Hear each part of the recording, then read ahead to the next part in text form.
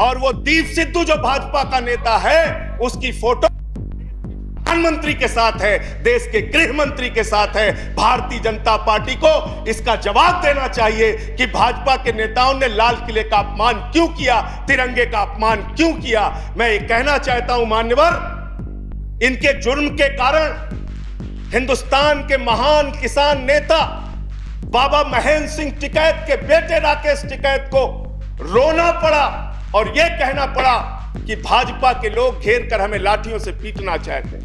धान के क्रय केंद्रों पर 10 अधिकारियों के खिलाफ एफआईआर हुई क्योंकि क्रय केंद्र में खरीद में एमएसपी में गड़बड़ी की गई। लास्ट मिनट जो इनका बजट है, चंद लाइनों में उसको कह के अपनी बात को खत्म करूंगा कि धरा बेच देंगे, गगन बेच देंगे, धरा बेच देंगे, गगन बेच देंगे, कली बेच देंगे, चमन बेच देंगे। अगर तुम ही यूं ही सोते रहे तो ये फर्जी राष्ट्रवादी वतन बेच देंगे, वतन बेच देंगे, वतन बेच देंगे। धन्यवाद। Now I request Shri Sanjay Singh.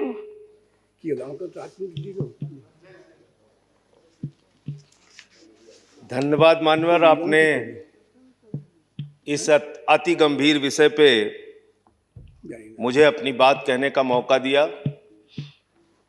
मान्यवर, मैं महामहिम राष्ट्रपति जी के अभिभाषण के विरोध में अपनी बात कहने के लिए खड़ा हुआ हूं और मैं दुष्यंत कुमार की चंद पंक्तियों से अपनी बात शुरू करना चाहता हूं कि हो गई है पीर पर्वत सी पिघलनी चाहिए, हो गई है पीर पर्वत सी पिघलनी चाहिए, इस हिमालय से कोई गंगा निकलनी चाहिए और सिर्फ हंगामा खड़ा करना मेरा मकसद नहीं, मेरी कोशिश है कि यह सूरत बदलनी चाहिए। आज मुल्क में जो हालात है किसान के मान्यवर, आज क्या हालत कर दी गई इस देश में। पिछले 76 दिनों से किसान आंदोलन पर है, उनके ऊपर लाठियां चलाई गई, आंसू गैस के गोले छोड़े गए, बूढ़े किसानों की आंखें फोड़ दी गई, कड़कती ठंड में पानी की बौछारें की गई, उनको आतंकवादी कहा गया, उनको गद्दार कहा गया, उनको खालिस्तानी कहा गया मान्यवर, उनको अपमानित किया गया। यहां तक कि भारतीय जनता पार्टी के एक विधायक ने कहा ये किसान नहीं आतंकवादी हैं, इनको सूट कर देना चाहिए और अगर दिल्ली पुलिस नहीं कर पाती तो मैं इनको जूतों से मारूंगा, जूतों से मारूंगा। ये भाजपा के लोग कह रहे हैं मान्यवर। इस देश के अन्नदाता जो आपको अनाज पैदा करके आपका पेट भरते हैं, आप उनको जूतों से मारने की बात करते हैं। 11 दौर की आप वार्ता कर चुके, सारी की सारी वार्ता फेल। आप कहते हैं मैं एक फोन कॉल की दूरी पर हूं। मैं पूछना चाहता हूं क्या इस सरकार के पास कॉल करने के लिए 2 रुपए भी नहीं है? अरे 2 रुपए नहीं है तो हम लोगों से ले लो, लेकिन कॉल कर लो किसानों को, कॉल कर लो किसानों को। उनकी पीड़ा चरम पर पहुंच चुकी है मान्यवर। 165 किसानों ने अब तक अपनी शहादत दी है। आप जाइए गाजीपुर बॉर्डर पे, वहां पे 97 साल के इलम सिंह आपको मिलेंगे। उनके 2 बेटे फौज में हैं, रो रो के कहते हैं मुझे इस उम्र में उग्रवादी कहा जा रहा है, नक्सलवादी कहा जा रहा है। उनकी पीड़ा है मान्यवर। आप जाइए टीकरी बॉर्डर पे, आप जाइए सिंगू बॉर्डर पे, पीड़ा के साथ वो लोग कहते हैं शहीद आजम भगत सिंह के वंशजों को, शहीद लाला लाजपत राय के वंशजों को, जलियांवाला बाग कांड में शहादत देने वालों के वंशजों को आप खालिस्तानी कह रहे हैं, आतंकवादी कह रहे हैं, उनको अपमानित करने का काम कर रहे हैं। मैं आपसे पूछना चाहता हूं क्या दुश्मनी है आपकी इन अन्नदाताओं से? चलिए सब कुछ कर लिया आपने, अब तो कम से कम उनके ऊपर दया कीजिए और ये तीनों काला कानून वापस लेना ही पड़ेगा, आपको लेना चाहिए। अब आपने जुल्म की इंतहा कर दी। आप चले जाइए गाजीपुर बॉर्डर पे मान्यवर, कटीले तार, बड़े बड़े कीले गाड़ दी गई हैं, 12-12 इंच की कीले सड़कों पे गाड़ दी गई हैं। देखकर ऐसा लगता है कि दुश्मन देश की सेना आने वाली है। ऐसी परिस्थितियां 2 ऐसी ऐसी स्थितियां दो परिस्थितियों में जन्म लेती हैं मान्यवर। जब देश का शासक अपनी जनता से डरने लगता है तो ऐसी सीमाएं बेड़ियां बनवाता है, या देश की जनता को शत्रु समझने लगता है तब ऐसी बेड़ियां लगवाता है। यह हो रहा है मान्यवर। आज इनके जुर्म के कारण हिंदुस्तान के महान किसान नेता बाबा महेंद्र सिंह टिकैत के बेटे राकेश टिकैत को रोना पड़ा और यह कहना पड़ा कि भाजपा के लोग घेर कर हमें लाठियों से पीटना चाहते हैं। यह आप करा रहे हैं, यह आप करा रहे हैं। आप डेमोक्रेसी की बात यहां पर करते हैं, आप आजादी की बात यहां पर करते हैं। आपने इस देश की हालत यह बना रखी है कि राजदीप सरदेसाई जैसे वरिष्ठ पत्रकार के ऊपर आपने मुकदमे दर्ज करके पत्रकारिता को भी दबाने और उसको कुचलने का काम किया। हर तरफ जुल्म, हर तरफ एफआईआर, हर तरफ मुकदमे। जो पानी पहुंचा रहा है उस पर मुकदमा, जो डीजल दे रहा है उस पर मुकदमा, जो खाने का इंतजाम कर रहा है उस पर मुकदमा। एनआईए लगा दो, सीबीआई लगा दो, पुलिस लगा दो, जांच लगा दो। अरे वो आपके देश के नागरिक हैं। आप कहते हैं किसानों को यह बिल समझ में नहीं आया, हम बड़े समझदार हैं, आइए हम आपको किसानी बिल समझाएंगे। मान्यवर, इनकी समस्या यह नहीं कि किसानों को यह बिल समझ में नहीं आया, इनकी समस्या यह है कि किसानों को यह बिल समझ में आ गया है और अब ये तीनों काला कानून वापस चाहते हैं किसान। आप बड़े अक्लमंद समझते हैं अपने आप को।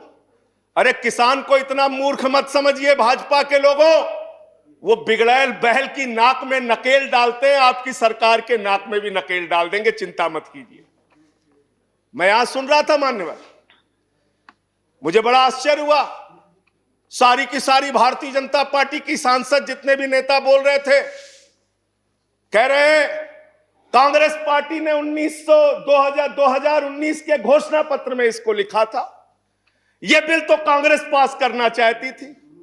जीएसटी की बात करो, यह बिल तो कांग्रेस करना चाहती थी, हम इसलिए इसको कर रहे हैं।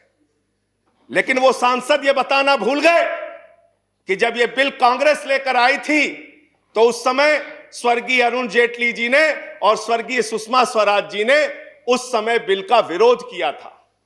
और कांग्रेस ने अगर 19 के घोषणा पत्र में इस बिल को शामिल किया था तो उनको तो 55 पे पहुंचा दिया, आपने तो लागू कर दिया, आपको 5 पे पहुंचा देंगे। इस देश की जनता 5 पे पहुंचा देगी।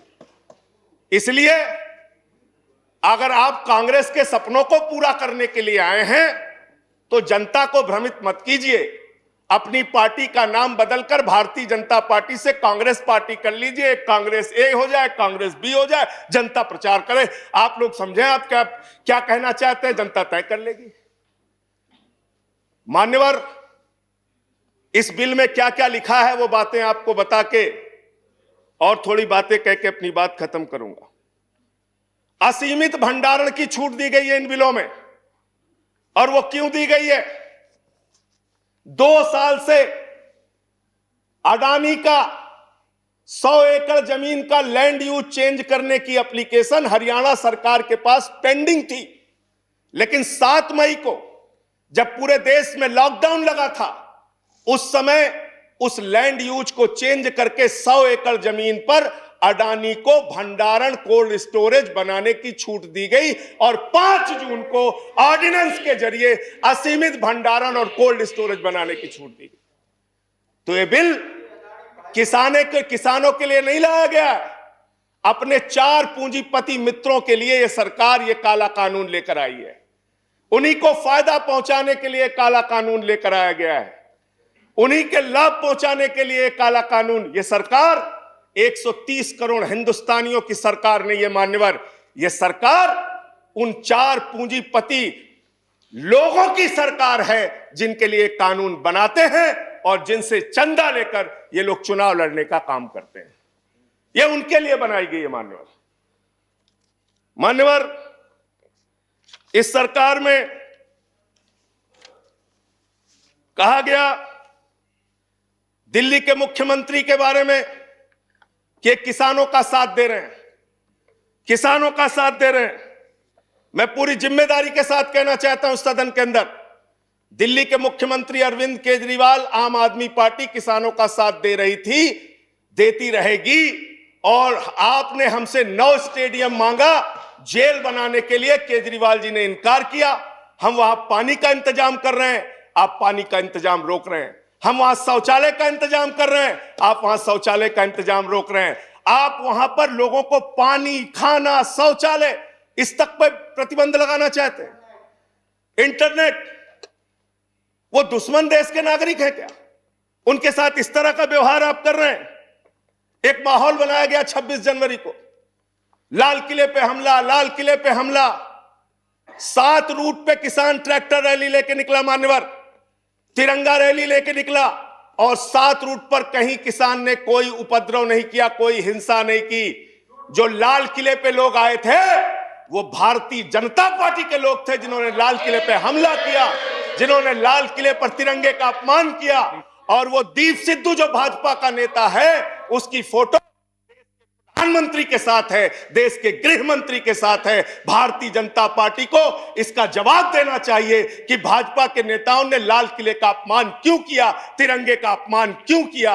मैं ये कहना चाहता हूं मान्यवर, आज वो दीप सिद्धू संजय जी कंक्लूड फिर कीजिए। रहा। सर, सबको समय मिला, मुझे भी थोड़ा समय दीजिए। I have given sufficient time. सबको समय दिया, मुझे भी समय दीजिए। नो 10 मिनट दे सर, 10 मिनट दिया मैं। मान्यवर दीप सिद्धू भाजपा का नेता, वो फरार है, जिसने लाल किले पे हमला किया, जिसने तिरंगे का अपमान किया। अपनी घिनौनी राजनीति के चक्कर में ये लोग कहां तक जा सकते हैं, इसका सच है ये जो सामने आया है। आप एमएसपी देने की बात कहते हैं, आप कहते हैं हम इस देश के किसान को एमएसपी देंगे। बड़ी अजीब बात है मान्यवर, इस देश के किसान को एमएसपी देने के नाम पर क्या कर रहे हैं ये? मैं उत्तर प्रदेश की खबर बता रहा हूं। 10 धान के क्रय केंद्रों पर 10 अधिकारियों के खिलाफ एफआईआर हुई, क्योंकि क्रय केंद्र में खरीद में एमएसपी में गड़बड़ी की गई। इसी तरीके से 1 रुपए किलो गोभी बिक रही थी, तो किसान ने अपनी गोभी पे ट्रैक्टर चला दिया। उत्तर प्रदेश की खबर। बरेली के अंदर उत्तर प्रदेश में 3 करोड़ की धान खरीद हो गई कागजों पे, किसान का पता तक नहीं है। तो डेरेक ओब्रायन साहब, जो यूपी में खरीद हुई है वो भूतों की खरीद हुई है, किसान का पता नहीं, नाम दर्ज करके खरीद हो गई। 4 साल में गन्ना किसानों पे मात्र 10 रुपए इन्होंने बढ़ाया है उत्तर प्रदेश के अंदर, मात्र 10 रुपए मान्यवर। तो इसलिए ना आप एमएसपी देना चाहते हो, ना किसान को उसके फसल का दाम देना चाहते हो।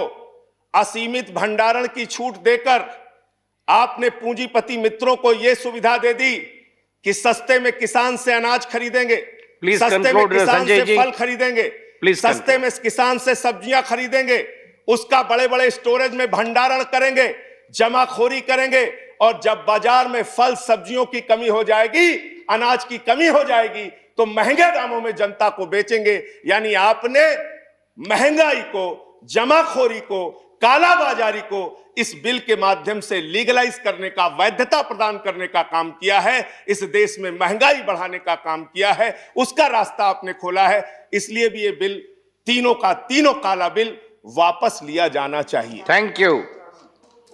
अंत में बजट आपने पेश किया मानव, बस खत्म करके अपनी बात को खत्म करूंगा, उन्हीं बातों को। Please conclude. सर, बजट इन्होंने पेश किया है, तो बजट के ऊपर और खरीद के ऊपर मैं लास्ट मिनट जो इनका बजट है, चंद लाइनों में उसको कह के अपनी बात को खत्म करूंगा कि धरा बेच देंगे, गगन बेच देंगे।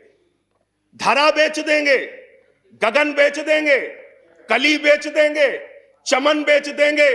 अगर तुम ही यूं ही सोते रहे तो ये फर्जी राष्ट्रवादी वतन बेच देंगे, वतन बेच देंगे, वतन बेच देंगे। धन्यवाद माननीय। Thank you Sanjay Singh ji.